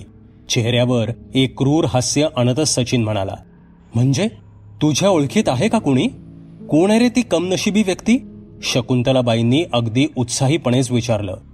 कोण असेल? तुम्हाला काय वाटतं? सचिनने त्या दोघांनाही विचारलं. अरे आम्हाला कसं माहीत असणार? शकुंतलाबाई उच्चारल्या. तेही बरोबरच आहे म्हणा. चला मीच सांगतो. ती व्यक्ती म्हणजे फार कोणी लांबची व्यक्ती नाहीये, तर ती व्यक्ती म्हणजे आपल्याच इमारतीत राहणारा माझा मित्र दीपेश आणि त्याची पत्नी दीप्ती. सचिनचे बोलणे ऐकून दीपेशच्या पायाखालची जमीनच सरकली. तसा त्याला थोडा अंदाज आलाच होता, पण आता त्याची खात्रीच पटली होती. आपण ज्याला मनापासून आपला मित्र मानत होतो तोच आपल्याला फसवायला निघाला आहे, ह्या विचारानेच त्याच्या तळपायाची आग मस्तकात गेली. दोन सणसणीत कानाखाली वाजवून त्याला सचिनला याबद्दलचा जाब विचारावासा वाटत होता, पण यातील काहीच करणं शक्य नव्हतं. कारण दीपेश एका आभासी जगात होता, फक्त एका आत्म्याच्या स्वरूपात. पण दीपेश तर तुझा चांगला मित्र आहे ना? न राहूनच प्रतापरावांनी विचारलं. हो असेलही मित्र, पण एखादी गोष्ट जेव्हा पैशांवर येऊन अडकते तेव्हा मग मी मैत्री वगैरे काहीही पाहत नाही. मूर्ख कुठला. दीपेशला वाटतं की मी त्याला खूप चांगला मित्र समजतोय, पण त्याला हे कुठं माहितीये की पैशांसाठी मी कोणत्याही थराला जाऊ शकतो. चेहऱ्यावर एक प्रकारचे क्रूर हास्य ठेवूनच सचिन सांगत होता. सचिन, असं नको रे करूस त्याच्यासोबत. बिचारा खूप मेहनतीनं पुढे जातोय तो. प्रतापराव म्हणाले. तुम्ही गप्प बसाव. तुम्हाला खूपच पुळका आलाय का त्या दीपेशचा? इतक्या वर्षात तुम्ही काय मोठे दिवे लावले? कधी दागदागिने नाही, कधी कोणती हाऊस मौज नाही. आता मुलगा काही करतोय तर त्यातही आडकाठी आणायची का? ते काही नाही. सचिन, तू बोलतोयस ते मला पटलं आहे. कुठे त्या काल परवा आलेल्या मुलासोबत आपल्या भावना गुंतवायच्या? तू त्याला लवकरात लवकर पानसरे काकांचा फ्लॅट दाखवायला घेऊन जा आणि कसेही करून त्याला तो फ्लॅट घेण्यास प्रवृत्त कर. पैशांच्या लालसेपोटी शकुंतलाबाई म्हणाल्या. एक मिनिट, काय चाललंय तुमचं? कोणाला फसवण्यास निघाला आहात तुम्ही? त्या बिचाऱ्या दीपेश भाऊजींना, आणि तेही काहीशा पैशांसाठी? अहो, स्वतःच्या भावासारखे मानतात ते तुम्हाला, आणि तुम्ही हे असं? वाटलं नव्हतं पैशांसाठी तुम्ही इतक्या खालच्या पातळीवर याल असं. इतका वेळ दाराबाहेरून सर्व ऐकत असलेली सरिता रागातच म्हणाली. इतका पुळका आलाय तुला त्या गावंडाळ दीपेशचा? त्याला तर स्वतःचे निर्णय सुद्धा स्वतःला घेता येत नाहीत. काका आणि बायकोच्या विचारांवर चालणारा मुलगा आहे तो. त्याची कसली इतकी बाजू घेतीयस? सचिन काहीसा आवाज चढवूनच म्हणाला. अरे सचिन, तू काय हिचा ऐकतोयस? पैसा कमवायची काडीची अक्कल नाही हिला. आता आयती संधी चालून आलीये तर आली ज्ञान पाजळायला. शकुंतलाबाई रागातच म्हणाल्या. यात कसलं ज्ञान पाजळलं मी? याआधी तुम्ही तिघांनी मिळून 2-3 जणांना फसवलं होतं, तेव्हाही मी शांत राहिले होते, पण आता मी शांत बसणार नाही. अहो, आपल्याला कसली कमी आहे सांगा ना? चांगले 2 वेळचे जेवतोय आपण, दोघेही नोकरीला आहोत, सर्व काही अगदी सुरळीत चालू आहे. मग काय गरज आहे अशा प्रकारे एखाद्या साध्या माणसाला फसवून त्याचं वाईट करायचं? आणि अशा प्रकारे मिळवलेला पैसा किती दिवस पुरणार आहे आपल्याला? पैशांसाठी तुम्ही आता नात्यांचीही कदर करणं सोडून दिलं आहे. आणि आई, तुम्ही सुद्धा प्रत्येक वेळी यांच्या चुकांवर पांघरून घालत आला आहात. उलट तुम्ही त्यांना समजावलं पाहिजे, पण तुम्हीच त्यांच्या चुकीच्या वागण्याला पाठिंबा देत आहात. सरिता आपले म्हणणे स्पष्ट करतच म्हणाली. ए, बस कर हा आता तुझं तत्वज्ञान. बाकीच्या लोकांना शिकव तुझं ते तत्वज्ञान. इथे आम्हाला नको सांगूस. आणि आता तू आम्हाला शिकवणार का काय चांगलं आणि काय वाईट ते? बिंडोक कुठली. मला खूप श्रीमंत व्हायचंय आणि माझ्या मार्गात येण्याचा प्रयत्न केलास ना तर तुझा जीव घेण्यासही मागे पुढे पाहणार नाही हा मी. त्यामुळे तोंड बंद ठेवून जे सुख मिळतंय त्याचा आनंद घेण्यातच तुझं भलं आहे. सरिताला धमकीवजा इशारा देतच सचिन म्हणाला. नाही, अजिबात नाही. इतके दिवस मी हे सर्व मुकाट्यानं सहन करत आले, पण आता नाही. आणि हे असलं सुख तर मला मुळीच नको. एखाद्याच्या विश्वासाचा गैरफायदा घेऊन त्यातून मिळालेलं सुख काय कामाचं? आता माझा जीव जरी घेतलात ना तरी चालेल, पण नाही तुम्हा तिघांना तुरुंगाची हवा खायला लावली ना तर बघाच. आत्ताच जाऊन सांगते मी दीप्तीला. तिलाही समजू देत जरा की तुम्ही तिघे किती नीच आहात ते. असे म्हणून सरिता घराबाहेर जाऊ लागली. पण क्षणाचाही विलंब न करता सचिनने तिला पकडलं. इतकी हिंमत वाढली तुझी की तू आम्हाला तुरुंगात टाकायला निघालीस? आणि तेही कोणासाठी? तर त्या गावंडळ दीपेश आणि दीप्तीसाठी. सचिनचा राग आता अनावर झाला होता. घडत असलेला सर्व प्रकार पाहून दीपेशही स्तब्धच झाला होता. बोलण्यासारखं तर खूप काही होतं, पण काही फायदा होणार नव्हता हे त्याला माहीत होतं. एव्हाना सचिन आणि सरितामधील वाद विकोपाला पोचला होता. इतक्यात खालून सत्यनारायणाच्या पूजेसाठी आणलेल्या लाऊडस्पीकरवर मोठ्या आवाजात गाणी वाजू लागली. हॉलचा दरवाजा लावून सचिनने सरिताला खेचतच किचनमध्ये नेलं. त्या पाठोपाठ शकुंतलाबाई आणि प्रतापरावही किचनमध्ये शिरले. आत काय घडतंय हे पाहण्यासाठी दीपेशनेही किचनच्या दिशेनं धाव घेतली. तो आत गेला तेव्हा शकुंतलाबाई आणि प्रतापरावांनी सरिताला घट्ट पकडून ठेवलं होतं. सचिनने किचनचा दरवाजा बंद केला.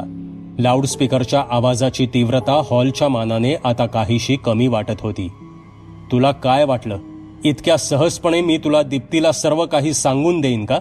ही माझ्या आयुष्यात पैसा कमावण्यासाठीची आलेली सुवर्णसंधी आहे आणि ती मी तुझ्यासारख्या बिंडोक बाईमुळे जाऊ देईन? आम्हाला तुरुंगाची हवा खायला लावणार तू, पण त्याआधी आम्ही तुझाच आवाज बंद केला तर? तोही कायमचा? क्रूरपणे सचिन बोलत होता. म्हणजे काय करणार आहात तुम्ही? अहो, पण मी काही चुकीचं सांगितलं का तुम्हाला? बाबा, तुम्ही तरी समजावा ना ह्यांना, प्रतापरावांना विनंती करतच सरिता म्हणाली. ते काय बोलतील मी इथे उभी असताना? सचिन, हिचे जिवंत राहणं आपल्याला परवडणार नाही, कारण आज ना उद्या ही त्या दीपेश आणि दीप्तीसमोर तोंड उघडणारच आणि आपल्याला फासावर लटकवणारच. तेव्हा जास्त विचार करू नकोस.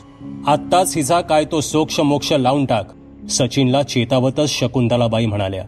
नाही, सोडा मला. तुम्ही माझा आवाज कायमचा जरी बंद केला तरी दीपेश भाऊजींना सत्याचा उलगडा झाल्याशिवाय राहणार नाही. आणि एक गोष्ट लक्षात ठेवा, माझ्या मृत्यूनंतरही तुम्हा तिघांना मी सुखानं जगू देणार नाही. बर्बाद करून टाकेन तुम्हाला, सरिता आक्रोश करतच म्हणाली. सचिनने चारही बाजूंना नजर फिरवली. त्याची नजर सकाळी सरिताने आणलेल्या रॉकेलच्या गॅलनवर स्थिरावली आणि त्याने कसलाही विचार न करता त्या गॅलनमधील रॉकेल सरिताच्या अंगावर ओतण्यास सुरुवात केली. सरिता रडत होती, आक्रोश करत होती.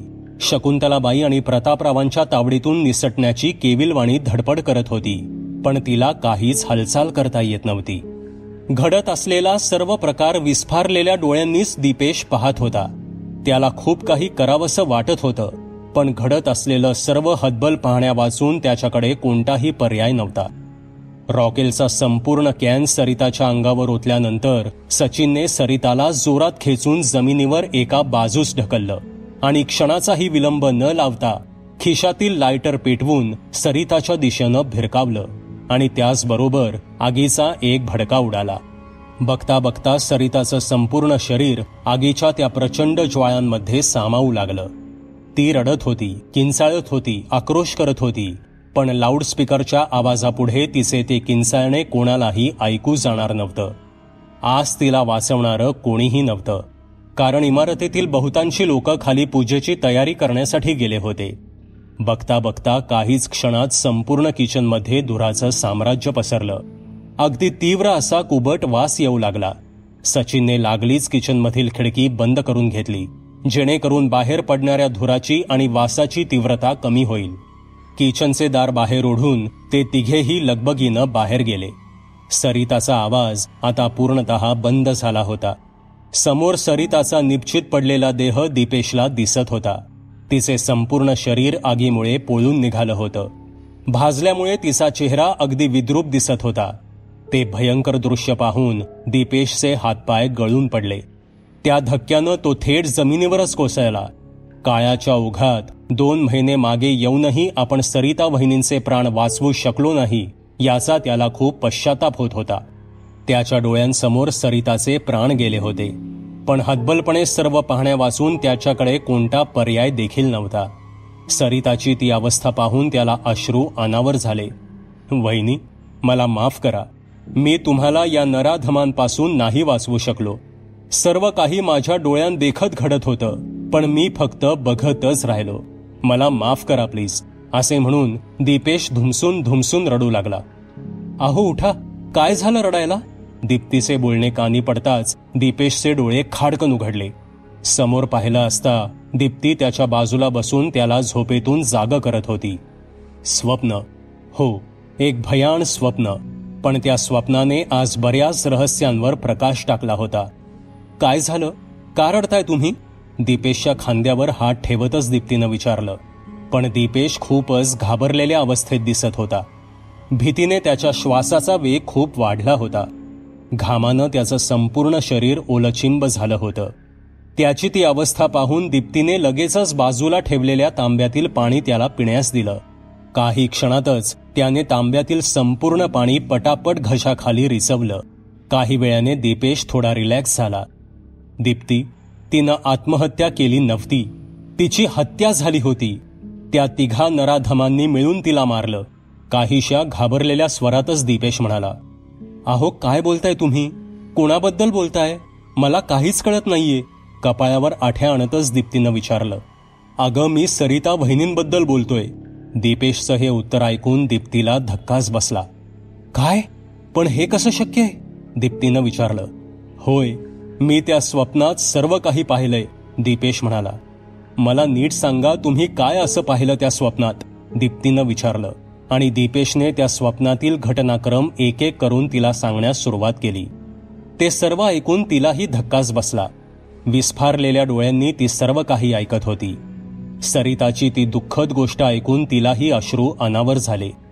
मी तिथे जाऊन सुद्धा काहीच करू शकलो नाही ग दीप्ती. त्या तिघांनी माझ्या डोळ्यांसमोर अतिशय निर्दयपणे तिला जाळून टाकलं. दीप्तीला सांगतच दीपेश पुन्हा रडू लागला. जर खरंच असं घडलं असेल ना, तर त्या तिघांनाही त्याची योग्य ती शिक्षा मिळालीच पाहिजे, दीप्ती म्हणाली. पण माझ्या या स्वप्नाला सत्याचा आधार नाहीये, कारण नुसत्या स्वप्नावर कोणीच विश्वास ठेवणार नाही, काहीशा धीर गंभीर स्वरातच दीपेश म्हणाला. हो, तेही खरंच म्हणा. पण मग आपण आता याबद्दलचा पुरावा कसा मिळवायचा? कारण हे तर फक्त एक स्वप्नच होतं, दीप्तीने विचारलं.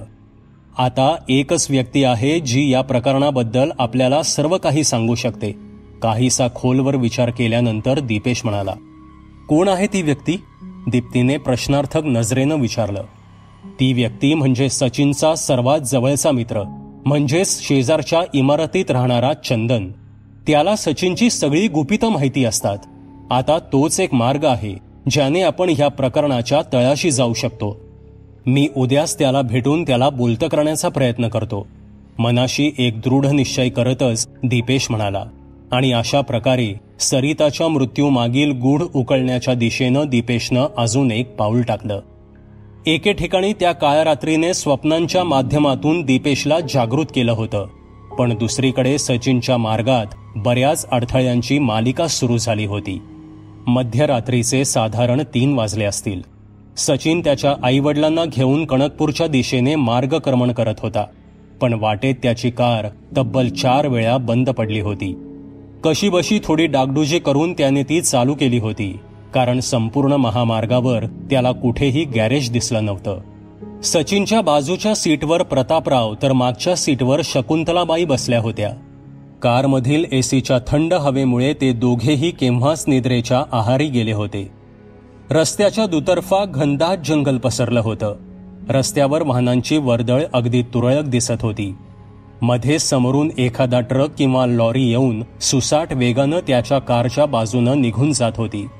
त्यानंतर पुन्हा मिट्ट काळोख. त्या गडद अंधाराला चिरणाऱ्या त्याच्या कारच्या हेडलाईटचा एकमेव प्रकाशच त्याची त्या अंधाऱ्या रात्रीत सोबत करत होता. एव्हाना कारमधील पेट्रोल देखील संपत चाललं होतं, त्यामुळे त्याच्या चिंतेत अजूनच भर पडली होती. काही अंतर पार केल्यानंतर त्याला रस्त्यालगतच एक ढाबा दिसला. त्यानं कार थोडी बाजूला लावली आणि तो कार बाहेर आला. भाऊ, पुढे जवळपास कुठे पेट्रोल पंप आहे का? सचिनने ढाब्यावरील त्या व्यक्तीस विचारलं. हो, इथून पुढे काही अंतर गेल्यावर तुम्हाला एक घाट लागेल. तो पार केलात की पुढे थोड्याच अंतरावर एक पेट्रोल पंप आहे, सचिनच्या प्रश्नाचे उत्तर देतच तो म्हणाला. बरं, तरी साधारण किती वेळ लागेल तिथे पोचायला मला? सचिनने पुन्हा विचारलं. तरी साधारण अर्धा तास तरी लागेल. पण साहेब, काहीही झालं तरी गाडी रस्त्यात कुठेही थांबवू नका, सचिनला सावध करतच ती व्यक्ती म्हणाली. का? असं का म्हणताय तुम्ही? सचिनने प्रतिप्रश्न केला. अहो साहेब, त्या घाटात चोरांचा खूप सुळसुळाट आहे. खूप लुटमारीचे प्रकार घडतात तिथे, ती व्यक्ती उद्गारली. मार्गदर्शन करणाऱ्या त्या व्यक्तीचे आभार मानतच सचिन पुन्हा कारमध्ये येऊन बसला आणि कार सुरू करून पुन्हा मार्गक्रमण करू लागला. साधारणतः 5 ते 10 मिनिटांनंतर घाट रस्ता सुरू झाला. एका बाजूला उंच डोंगर तर दुसऱ्या बाजूला खोल दरी असा तो घाट होता. वळणावळणाचे नागमोडी रस्ते सुरू झाले होते. कार चालवता चालवता सचिनची नजर चौकसपणे इतरत्रही फिरत होती, कारण ढाब्यावरील त्या व्यक्तीने सांगितलेले सर्व त्याच्या ध्यानात होते. काहीच अंतर पार झालं असेल, त्याला काहीतरी जळाल्यासारखा वास येऊ लागला. गाडी चालवता चालवताच त्याने आजूबाजूला नजर फिरवली, पण त्याला संशयास्पद असं काहीच दिसत नव्हतं. कदाचित बोनेटमध्ये काहीतरी बिघाड झाला असावा असं त्याला वाटलं, पण रस्त्यात कुठेही थांबणं त्याला धोक्याचं वाटत होतं. त्यामुळे कार तशीच पुढे दामटवत तो मार्गक्रमण करत होता. सचिन, ए सचिन, मागच्या सीटवर बसलेल्या शकुंतलाबाई काहीशा कणहतच म्हणाल्या. काय झालं आई? कारचं स्टेअरिंग सांभाळतच सचिनने विचारलं. सचिन, मला बरं नाही वाटत रे, खूप अस्वस्थ वाटतंय, संपूर्ण अंगाची आग आग होतीये, शकुंतलाबाई म्हणाल्या. अगं आई, तू गोळ्या घेतल्या आहेस ना, त्यामुळे तुला तसं वाटत असेल. तू निवांत पड, पाहू, वाटेल तुला बरं, शकुंतलाबाईंची समजूत काढतच सचिन म्हणाला. त्याने कारच्या फ्रंट रिअर आरशातून शकुंतलाबाईंना पाहण्याचा प्रयत्न केला, पण मिट्ट काळोख असल्याने त्याला मागच्या सीटवरील काहीच दिसत नव्हतं. नाही रे बाळा, नाही सहन होते आता, काहीतरी कर लवकर, माझ्याकडे वेळ खूप कमी आहे, शकुंतलाबाई विव्हळतच त्याला म्हणाल्या. अगं आई, काही नाही होणार तुला, पुढच्या 10-15 मिनिटात आपण हा घाट पार करू, मग मी बाबांना तुझ्या सोबत बसण्यास पाठवतो, म्हणजे तुला तेवढाच आधार वाटेल, सचिन पुन्हा तिची समजूत काढत म्हणाला. पण शकुंतलाबाईंचे त्याच्या बोलण्याकडे लक्ष नव्हते. त्या कणत होत्या, स्वतःशीच काहीतरी पुटपुटत होत्या. सचिनला त्याच्या आईची काळजी वाटत होती, पण त्या घाटात गाडी थांबवून कोणताही धोका त्याला पत्करायचा नव्हता. तो कुबट जळण्याचा वास आता अधिकच तीव्र झाला होता, पण आता त्याला त्याची पर्वा नव्हती. शक्य तितक्या लवकर त्याला तो घाट ओलांडायचा होता. एव्हाना त्याने बराचसा घाट रस्ता पार केला होता. समोरील काही अंतरावरून एक ट्रक येत होता. त्या ट्रकच्या हेडलाईटचा प्रकाश थेट सचिनच्या कारच्या दिशेनं येत होता. सचिन, पाणी दे रे बाळा, घशाला कोरड पडलीये, शकुंतलाबाई त्याला म्हणाल्या. हो आई, एकच मिनिट हा, असे म्हणत सचिनने डॅशबोर्डवर ठेवलेली पाण्याची बॉटल घेण्यास हात पुढे केला आणि अचानक त्याचं लक्ष पुन्हा एकदा कारमधील फ्रंट रिअर आरशात गेलं आणि विजेचा तीव्र झटका बसावा तसा धक्का त्याला बसला. त्याच्या छातीत धस्त झालं. भीतीनं सरकन त्याच्या अंगावर काटा उभा राहिला. काळीस फाटून बाहेर येतंय की काय असं त्याला वाटू लागलं, कारण ते दृश्यच तितकं भयानक होतं. मागच्या सीटवर शकुंतलाबाईंच्या शेजारी एक व्यक्ती बसली होती आणि ती व्यक्ती म्हणजे दुसरी तिसरी कोणी नसून त्याची पत्नी सरिता होती.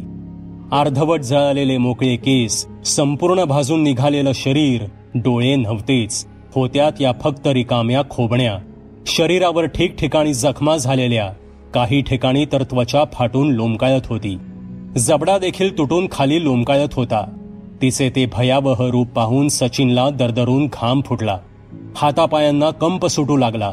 एका हातात पाण्याची बॉटल तर दुसऱ्या हाताने स्टेअरिंग पकडून तो तसाच विस्फारलेल्या डोळ्यांनी तिच्याकडे पाहत स्तब्धपणे बसून राहिला होता. आणि अचानक दूरवर दिसणारा तो ट्रक त्याच्या कारच्या अगदी जवळ येऊन ठेपला होता, पण सचिनचे त्याच्याकडे लक्षच नव्हते. ट्रकमधील ड्रायव्हरने कानठळ्या बसतील इतका जोरात हॉर्न वाजवला, तेव्हा सचिन भानावर आला, पण तोपर्यंत बराच उशीर झाला होता. त्याची कार थेट त्या ट्रकच्या अगदी समोर आली होती. ट्रकची धडक टाळण्यासाठी त्याने स्टेअरिंग जोरात डाव्या बाजूला फिरवलं. सचिनने कारवर नियंत्रण मिळवण्याचा खूप प्रयत्न केला, पण कारवरील त्याचं नियंत्रण केव्हा सुटलं होतं आणि पुढच्याच क्षणी खूप मोठा अनर्थ घडला. कार रस्त्याकडील रेलिंग तोडून थेट हजारो फूट खोल दरीत कोसळली. क्षणार्धात होत्याचं नव्हतं झालं होतं, पण आज सरिताने तिचा बदला पूर्ण केला होता. दुसऱ्या दिवशी त्या भीषण अपघाताची बातमी सोसायटीत अजून कोणाला समजली नव्हती. दीपेश इमारतीखाली असलेल्या वाण्याच्या दुकानात काहीतरी सामान घेण्यास आला होता आणि योगायोग म्हणजे सचिनचा खास मित्र चंदन सुद्धा तिथेच उभा होता. अरे चंदन, काय म्हणतोयस, बरा आहेस ना, दीपेशने त्याच्या खांद्यावर हात ठेवतच विचारलं. हो रे, मी बरा आहे. तू बोल, तुझं कसं चालू आहे सर्व? चंदनने प्रतिप्रश्न करतच विचारलं. माझं सुद्धा अगदी छान चालू आहे सर्व, दीपेश म्हणाला. अरे ऐक ना, तुला सचिनचा कॉल आला होता का पोचल्याचा? मला म्हणालेला की पोचल्यावर कॉल करेन. एव्हाना तो पोचायला हवा होता, काहीसा चिंताग्रस्त होतच चंदन म्हणाला. नाही रे, मला सुद्धा नाही आला कॉल. अरे ते खेडेगाव आहे ना, त्यामुळे तिथे नेटवर्क नसेल कदाचित. रेंजमध्ये आला की करेल तो कॉल, डोंट वरी, चंदनला धीर देतच दीपेश म्हणाला. हो, तसेच असेल कदाचित, दीपेशच्या वक्तव्याला सहमती दर्शवतच चंदन म्हणाला. तू सुद्धा मुलुंडलाच आहेस ना कामाला? विषयाला थोडं वळण देतच दीपेशने विचारलं. हो, पण तुला कसं माहीत? चंदनने कपाळावर आठ्या आणतच विचारलं. अरे सचिनने सांगितलं मला. तो आपला म्युच्युअल फ्रेंड आहे म्हटल्यावर थोडी तरी माहिती असणारच ना, दीपेशने हसतच म्हटलं. हो, तेही खरंच आहे म्हणा. पण का रे, तूही तिथेच आहेस का कामाला? चंदनने विचारलं. हो, म्हणूनच तर तुला विचारलं. आपण एक काम करूयात. आज ऑफिस सुटलं की मुलुंड पश्चिमेला एक राधेश्याम नावाचं हॉटेल आहे, तिथे भेटूयात. त्याच निमित्तानं थोड्या गप्पाही होतील आणि बाकी तिथे खाण्याची चंगळच आहे. खूप गर्दी असते तिथे. बोल, चालेल ना तुला? दीपेशने विचारलं. हो चालेल, काही हरकत नाही, भेटू, असे म्हणत चंदनने लगेच होकार दिला. Okay, done. मी कॉल करेन ऑफिसमधून सुटल्यावर. ओके, चल आता निघतो, नाहीतर ऑफिसला जाण्यास उशीर होईल मला, असे म्हणून दीपेश तिथून निघून गेला. ठरल्याप्रमाणे संध्याकाळी ऑफिसमधून सुटल्यावर ते दोघे त्या हॉटेलमध्ये भेटले. नेहमीप्रमाणेच हॉटेलमध्ये गर्दी होती, पण कसेबसे त्यांना एक टेबल रिकामं मिळालं. दमलेले असल्याने बॅग तिथेच ठेवत ते दोघे फ्रेश होण्यासाठी गेले आणि पुन्हा टेबलावर येऊन बसले. अरे दीपेश, पूर्ण दिवस उलटला तरी सचिनचा एकही कॉल आला नाही रे, टेबलावर बसतच चंदनने म्हटलं. हो रे, मी रानूआजीला सकाळी विचारलं तर त्या म्हणाल्या की तिथे त्या मठात बरीच गर्दी असते, त्यामुळे कदाचित त्याला निघायला उशीर झाला असेल आणि रेंज मिळाली की करेल तो कॉल. तू नको इतकी काळजी करूस. बोल, काय मागवायचं मग खायला? दीपेशने मेनू कार्ड चंदनकडे देतच विचारलं. तसा चंदन मेनू कार्ड चाळू लागला. मला पावभाजी चालेल. बराच वेळ मेनू कार्ड चाळून झाल्यानंतर चंदन म्हणाला. अरे वा, सेम माझाच भाऊ आहेस रे तू पण. मी सुद्धा हॉटेलमध्ये गेल्यावर नॉर्मली पावभाजीच प्रिफर करतो. सो डन ना? दीपेशने चंदनला विचारलं. हो हो डन, चंदन उत्तरला. दीपेशने जास्त वेळ न दवडता वेटरला 2 पावभाजीची ऑर्डर दिली. गर्दी असल्याने ऑर्डर पूर्ण होण्यास थोडा वेळ लागणार होता. काय मग चंदन, कसं वाटलं हॉटेल? दीपेशने विचारलं. मस्त आहे. खरं तर मी कधी या बाजूला आलो नाही, त्यामुळे मला माहीत नव्हतं या हॉटेलबद्दल, चंदन म्हणाला. ओके, मी तर खूपदा इथेच येतो ऑफिसच्या कलिग सोबत, दीपेशने हसतच म्हटलं. बरं. अरे दीपेश, तुझ्या त्या पानसरे काकांच्या खोलीच्या डीलचं काय झालं रे? चंदनने उत्सुकतेपोटीच विचारलं. काही दिवसांपूर्वी मी आणि दीप्ती सचिन सोबत प्रत्यक्ष खोलीवर जाऊन पाहणी करून आलो. फ्लॅट छानच आहे, पण माझे काका गावी गेले असल्यानं ते मुंबईत परत आले की मग आम्ही पुढील बोलणी करणार आहोत. पण तुला कसं माहित याबद्दल? दीपेशनं लागलीच विचारलं.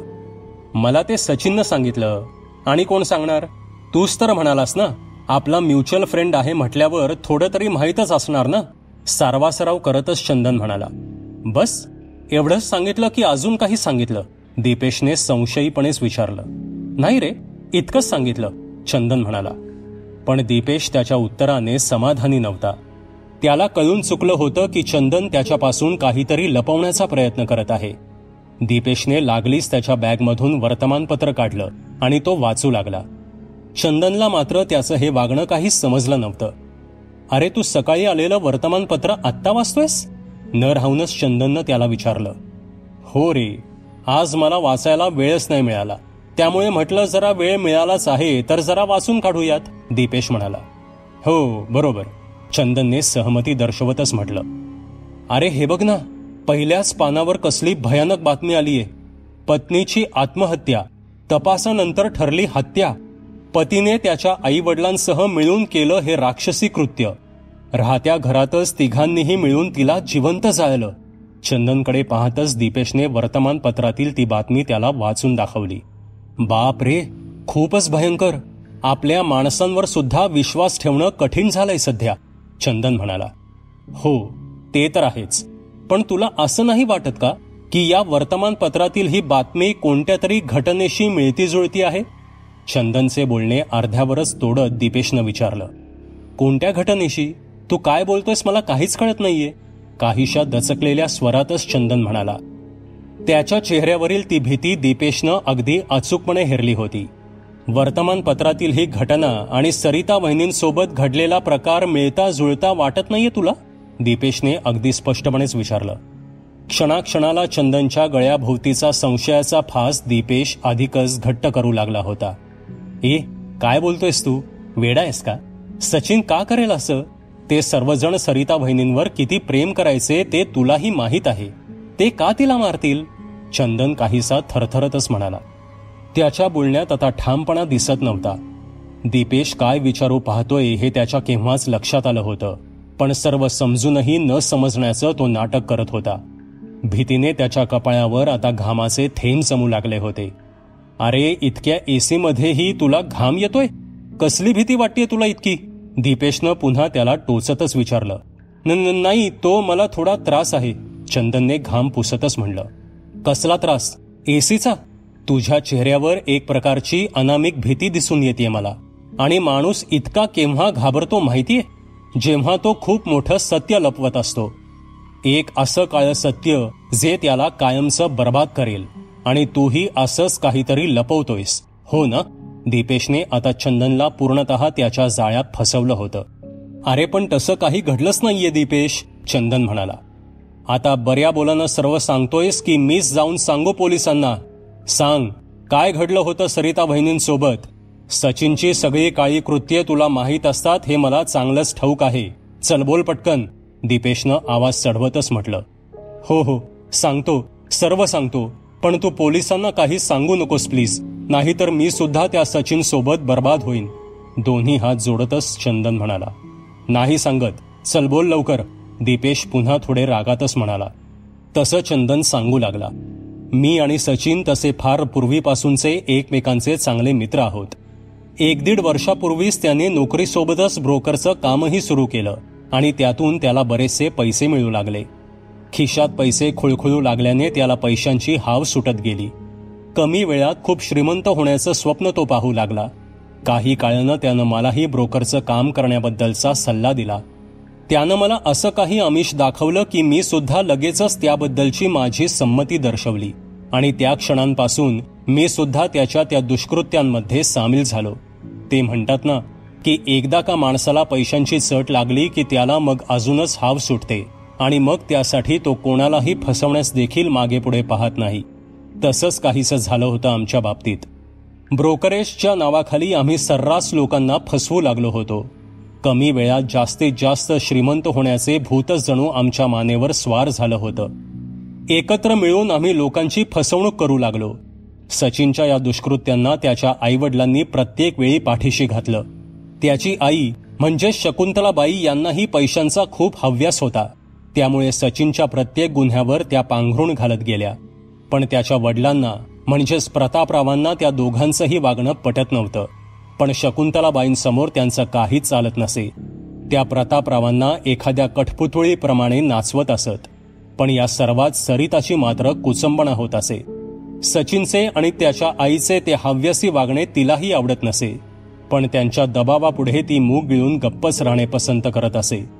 तिने त्या दोघांना समजवण्याचा खूप प्रयत्न केला, पण पैशांच्या लोभाच्या चिखलात त्यांचे पाय इतके खोलवर रुतले होते की कोणी कितीही जरी समजावलं तरीही ते समजावण्या पलीकडे गेले होते.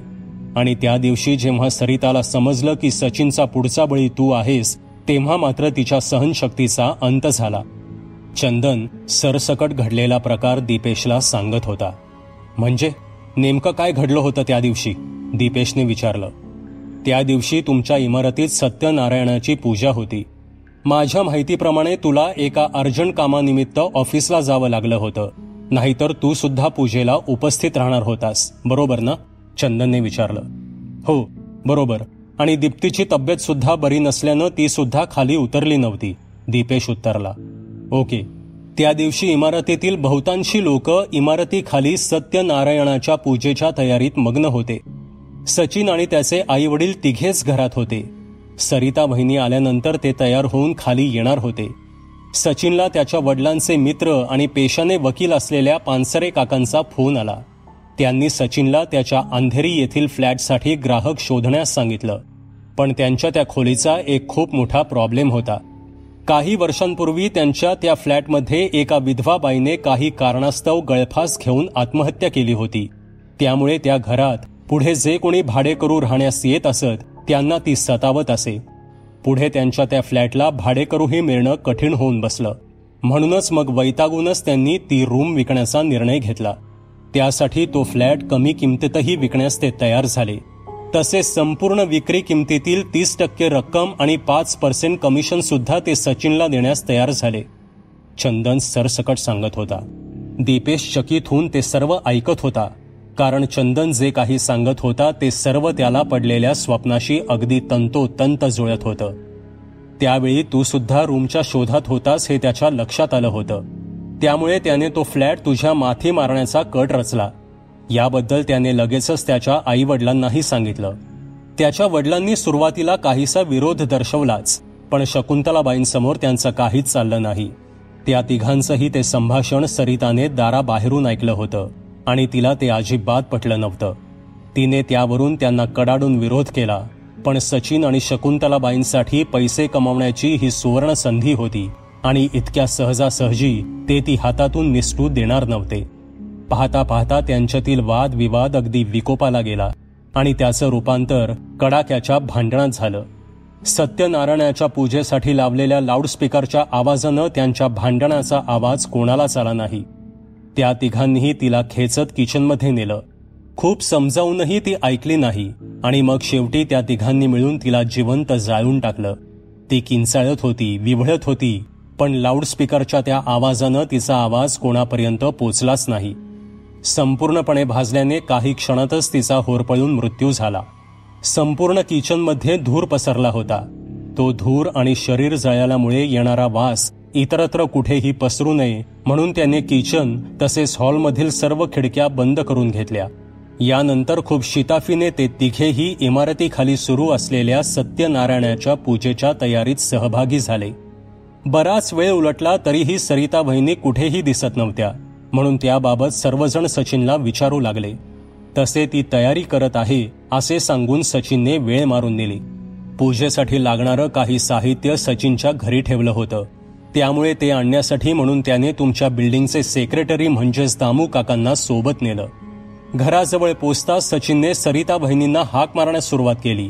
पण बराच वेळ झाला तरीही यातून काहीच प्रतिसाद येत नव्हता. घरातून आता कोबटचा वास देखील येऊ लागला होता.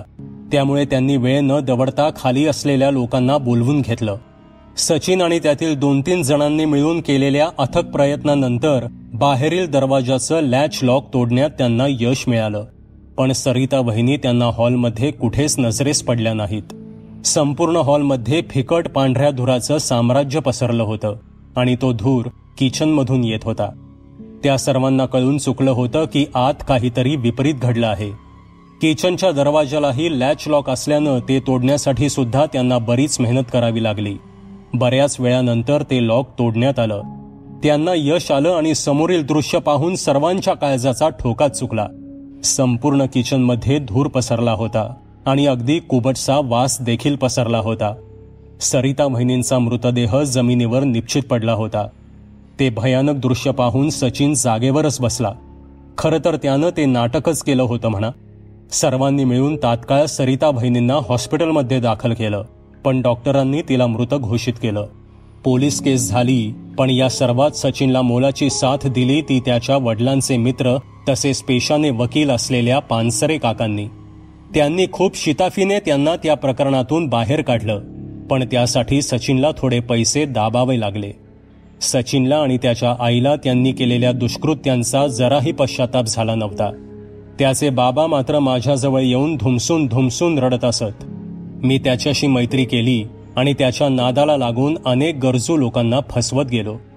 सरिता वहिनींच्या प्रकरणात पोलिसांनी माझीही थोडीफार चौकशी केली, पण मी त्याच वेळी सचिनने जे जे मला सांगितलं होतं तसंच त्यांना सांगितलं. खूप वाटत होतं की पोलिसांना सर्व खरं खुरं सांगून टाकावं, पण माझे हात दगडाखाली होते.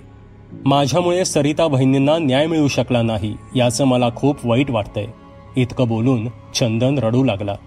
दीपेशच्याही डोळ्यात पाणी आलं होतं. इतक्यात दीपेशला कॉल आला. दीप्तीचा फोन होता. हा बोल दीप्ती, डोळे पुसतच दीपेश म्हणाला. अहो कुठे आहात तुम्ही, दीप्तीने विचारलं, पण तिच्या आवाजात एक प्रकारची भीती जाणवत होती. का ग, काय झालं आणि तू इतकी घाबरलेली का वाटतीयस, काळजीच्या स्वरातच दीपेशनं विचारलं. अहो बातमीच तशी आहे, दीप्ती म्हणाली. का, काय झालं, दीपेशनं विचारलं. काल रात्री कणकपूरला जाताना सचिनच्या कारचा अपघात झाला आणि त्या अपघातात त्या तिघांचाही जागीच मृत्यू झालाय. तुम्ही लवकर घरी या प्लीज. दीप्तीचे ते बोलणे ऐकून दीपेश अगदी सुन्न झाला. पण आता त्याला त्या घटनेचं इतकं काही वाईट वाटणार नव्हतं. पैशांच्या लोभापायी सचिन आणि त्याच्या आईने आज संपूर्ण कुटुंब उद्ध्वस्त केलं होतं. आज किती दिवसांनी सरिताच्या आत्म्याला शांती मिळणार होती, कारण तिने तिचा बदला तर पूर्ण केलाच होता, पण त्यासोबत दीपेश आणि दीप्तीला एका मोठ्या संकटातून वाचवलं होतं. त्या काळ रात्रीच्या माध्यमातून तिने दीपेशला सचिनचं खरं रूप दाखवलं होतं.